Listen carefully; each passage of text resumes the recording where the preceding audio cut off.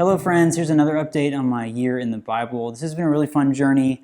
I recently passed the halfway mark in the Psalms, and so I'm really doing well and enjoying this process of reading straight through the Bible, chapter by chapter. You know, my goal is to read 3 pages a day, and I'm still a little bit ahead of schedule. I got slightly behind in this little cycle just because actually my pastor got COVID and asked me if I would preach. So I spent a few days, 2 or 3 days, just reading the text we were doing in Luke chapter 9 where Jesus feeds the 5,000. So I kind of read that every day to kind of dwell on that, to prepare for thinking about that and writing a sermon for it. And then I ended up getting sick for a couple days, not COVID, just like some sort of stomach virus. And so just didn't feel like doing anything for a couple of days. So I kind of got off track, but then that was actually right after I had finished Proverbs, right before all that happened. And so then it was time to read Ecclesiastes. I was like, well, it's not that long. So I just sat down one day and read all of Ecclesiastes, which was quite a trip. I'll share about that in a moment. But yeah, so the whole process is going really well. I'll say about Proverbs,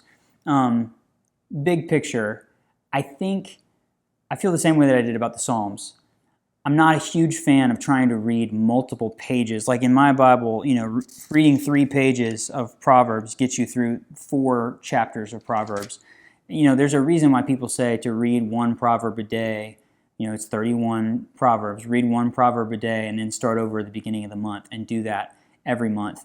I think it's because there's so much goodness in here. There's so many little sayings that cover like literally hundreds, maybe thousands of topics are covered in Proverbs that like when you're trying to read 3 or 4 at a time, it's just a lot to take in. I don't think you can actually retain it very well. So, I mean, for the sake of this project that I'm doing, this process of reading straight through the Bible, I'm keeping up with that. But I think if I had to do this again, if I was going to go back, I think I like the idea better of doing a proverb a day or a psalm and a proverb a day with some other reading to kind of do a regular reading plan of the Bible, because I think you could kind of soak it in a little bit better and get more of the meaning.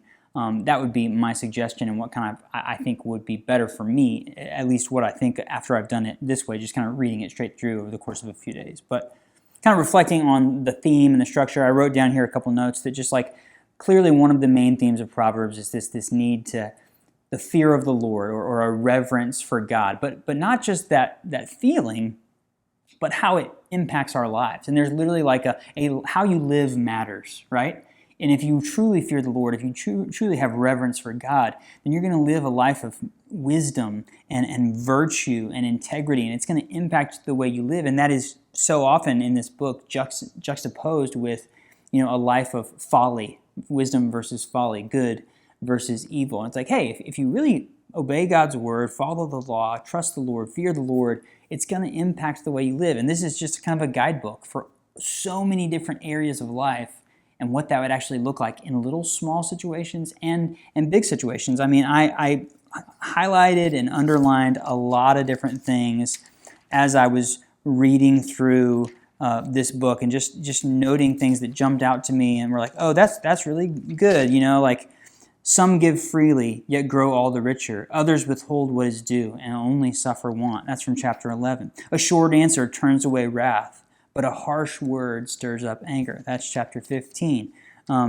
Gray hair is a crown of glory. It is gained in a righteous life. That's for my wife, Becca. If you've ever, I don't know if you noticed, she grew her gray hair out during COVID, and she has a whole Instagram account about it. It's called at She Got a Wild Hair. So I highlighted that and thought that'd be fun to share with her. Just so many different, you know, some friends play at friendship, but a true friend sticks closer than one's nearest kin.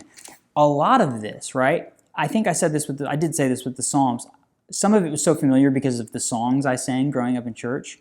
These sayings are familiar just from things I've heard my parents say, things I've heard my grandparents say, things that people in my life have said, that you don't realize how many of those proverbs you're like, oh, I didn't know that was from the Bible. I thought that was just a thing that people say. But a lot of it is based here in the scriptures, which was really cool. Just these wise sayings and how to live a virtuous life and how to honor God. And then I noticed, maybe I read this in a commentary, chapter 31, this thing we think about as the Proverbs 31 woman, it's really starting in verse 10, going all the way to the end of verse 31, it's really like an archetype for a person who lives all of this out. The Proverbs 31 woman is someone who really embodies all of the Proverbs and this virtuous life, this life of fearing God and resisting folly and evil, but turning to good. So I thought that was cool. It's like it's more than just hey, this is what your wife should look like. This is what we should all embody, is this type of person and the way of living according to God's law and fear of the Lord. So yeah, I thought Proverbs was really inspiring and so much good stuff. And for me, it made me just want to start back over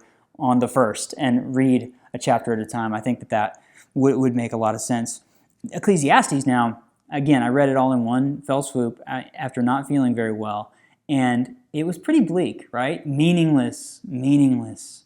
Everything is meaningless. In my Bible, the phrase, and this is one of the reasons why I like checking out different translations, because the NRSV, where a lot of other translations give meaningless. It says, vanity of vanities, all is vanity. So I decided to do a little digging and look into that, and the Hebrew word there is hevel. It's used 38 times in the book of Ecclesiastes. And most biblical scholars would translate it as something like vapor or smoke. Yet we go, meaningless, vanity. I'm not even sure if those things capture like the intent. I think about vapor and smoke, and it's just this wispy, hard to grasp. This is what life is. It doesn't make sense. It's nebulous. It's free flow. I think that's what some of this is getting at. It's a little bit heavy. It's a little bit dark at times. Like, doesn't always make sense. You can't make it all out. Just because you do the right thing doesn't mean you always get the right results. And sometimes the evil prosper, and there's all of this back and forth, right? And then at the very, very, very end, it says, verse 13 of chapter 12, fear God and keep his commandments, for that is the whole duty of everyone.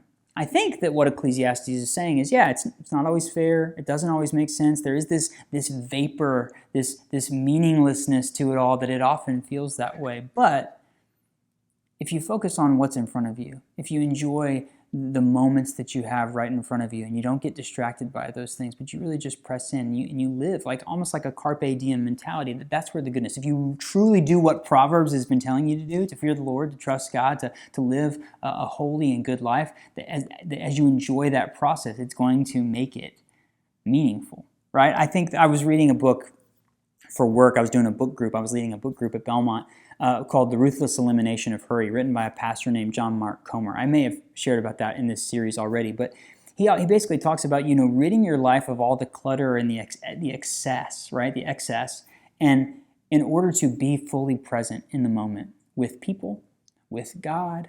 And I think that's kind of what I think that's the story of Ecclesiastes is. It can really feel meaningless. It can really feel like a bunch of vanities and unsure things, but the purpose is to fear God, to love God, to press in, to enjoy the ride, and to be present in the moment for the people around you, for God, for your soul, right? I think that that's how you make meaning out of something that can often feel so meaningless. So definitely an interesting one to read for sure, kind of coming out of a busy few days and not feeling very well. And I was a little bit gut punched by it at the beginning, but the more I read it, the more I was like, oh, I can see like a silver lining in this. So Proverbs and Ecclesiastes, really interesting read. I definitely learned some things about this. So if you have been reading Proverbs and Ecclesiastes, I would love to hear your thoughts. So please share those in the comments. Let me know if you're not even there yet. Let me know where you're at and how your reading is going. I'm going to be heading into Song of Solomon next, which, when I was a pubescent little boy, I was really excited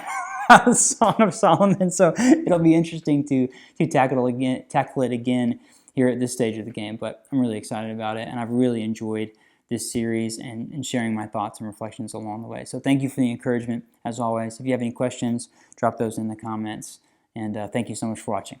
See you next time.